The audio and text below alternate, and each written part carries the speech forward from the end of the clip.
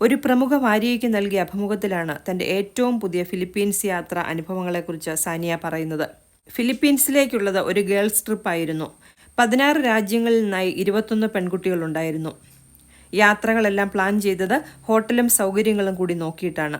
എന്നാൽ ഹോസ്റ്റ് ചെയ്യുന്ന lady plan ചെയ്യുന്ന കാര്യങ്ങളെ ചെയ്യാൻ പറ്റുകയുള്ളൂ. ട്രിപ്പിലെ തീരുമാനങ്ങളെല്ലാം സമ്മതമാണെങ്കിൽ മാത്രമേ നമ്മളെ യാത്രയിൽ അവർ കൂട്ടുകയുള്ളൂ.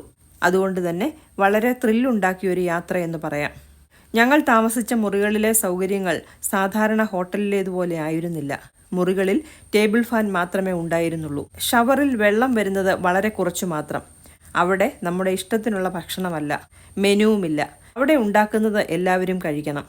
ഫിലിപ്പീൻസിൽ നിന്നാണ് വെള്ളത്തിലിറങ്ങാനുള്ള തന്റെ പേടി മാറിയതെന്നും സാനിയ പറയുന്നു. കുട്ടിക്കാലത്ത് നീന്തൽ പഠിക്കാൻ അച്ഛനും അമ്മയും കൊണ്ടുപോയി.